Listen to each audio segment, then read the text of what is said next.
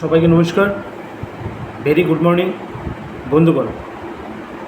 আমরা জানি বিগত কয়েকদিন ধরে কেরালায় যে ওয়েল্যান্ডের যে জায়গাতে ল্যান্ডস্লাইড হয়েছে সেখানে মোটামুটি প্রায় এখনও পর্যন্ত শুক্রবার পর্যন্ত যতটুকু খবর প্রায় 308 জন লোক মারা গিয়েছে।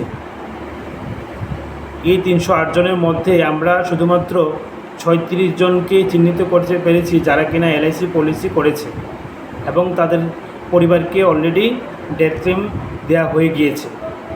তো সবথেকে আশ্চর্য বিষয় এটাই যে আমরা যখন কারোর বাড়িতে যাই কিংবা কারোর কাছে যাই তখন লোক কিন্তু বলে মিউচুয়াল ফান্ড কিংবা ব্যাংকের রিটার্ন বেশি বলে আমাদেরকে তাড়িয়ে দেয় কিংবা আমাদের কথার গুরুত্বটা ওইরকমভাবে দেয় না। তাই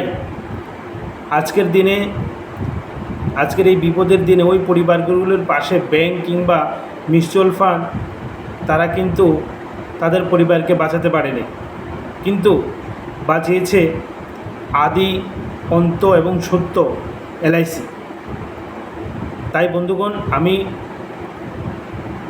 এই সমস্ত মৃত্যু অত্যন্ত দুর্ভাগ্যজনক এবং আমি আমার ব্যক্তিগত তরফ থেকে ওই সমস্ত পরিবারের সকলের প্রতি সমবেদনা জানাই এবং ওই সমস্ত পরিবারের সদস্যদেরকেও আমি খুবই ধন্যবাদ জানাই যে তারা নিজেদের পরিবারের কথা চিন্তা করে, ছেলে মেয়েদের ভবিষ্যতের কথা চিন্তা করে এলআইসি পলিসি করেছিলেন।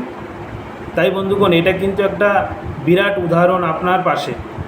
তাই আপনি আপনার পরিবারের পাশে থেকে কিংবা আপনার পারিশ্রমিক থেকে কতটা বাঁচিয়ে কি করতে পারবেন আমি জানি না, কিন্তু একটি এলআইসি পলিসির মাধ্যমে কিন্তু আপনার পরিবারটা সুরক্ষিত হতে পারে মোটামুটি।